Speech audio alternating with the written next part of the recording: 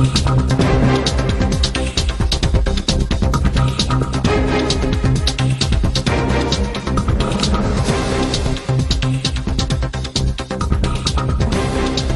செய்தியை பார்த்து வருகிறோம்.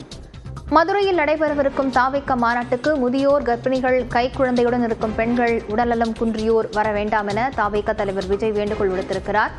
இது தொடர்பான விவரங்களுடன் செய்தியாளர் செந்தில்ராஜா இணைந்திருக்கிறார். செந்தில்ராஜா, என்ன அறிவுறுத்தல்களை வழங்கப்பட்டிருக்கிறது? விவரங்களை பதிவு செய்யலாம். லாவண்யா, தமிழக வெற்றி கழகத்துடைய 2வது மாநில மாநாடு வரும் 21ஆம் தேதி மதுரை அருகே இருக்கக்கூடிய பாரபத்தியில் நடைபெறுகிறது. இதற்கான முன்னேற்பாடு பணிகள் கடந்த ஒரு மாதமாக நடைபெற்று வந்து அந்த இறுதிக்கட்ட பணிகள் நடைபெற்று வருகின்றன.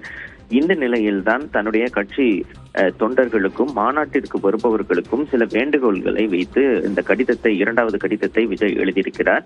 அதில் கர்ப்பிணி பெண்கள், கை குழந்தையுடன் இருக்கும் சகோதரிகள், முதியோர்கள், உடல் நலம் குன்றியோர், பள்ளி சிறுவர்கள், மாற்றுத்திறனாளிகள் ஆகியோர் வர வேண்டாம் என்று கேட்டுக்கொண்டிருக்கிறார். அது மட்டுமில்லாமல் இவர்கள் மாநாட்டிற்கு வரவில்லை என்றாலும் அந்த மாநாட்டை வீட்டில் இருந்தபடியே நேரலையில் பார்க்குமாறும் கேட்டுக்கொண்டிருக்கிறார்.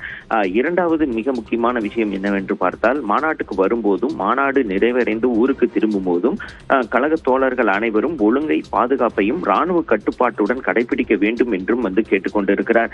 தமிழக வெற்றி கழகம் தகுதியும் பொறுப்பும் மிக்க ஒரு அரசியல் பேரியக்கம் என்பதை நமது ஒவ்வொரு செயலிலும் காட்ட வேண்டியது நமது தலையாய கடமை என்றும் விஜய் தெரிவித்திருக்கிறார். லாவண்யா, அதே போல் மக்கள் நலனை மட்டும் அடிப்படையாக கொண்டு மக்கள் மனசாட்சி உள்ள மக்களாட்சி என்னும் உன்னதமான அரசியல் அதிகார இலக்கை நோக்கி உறுதியுடன் பயணிக்கிறோம் என்றும் அவர் வந்து தெரிவித்திருக்கிறார். லாவண்யா, விவரங்களுக்கு நன்றி செந்தில்ராஜா.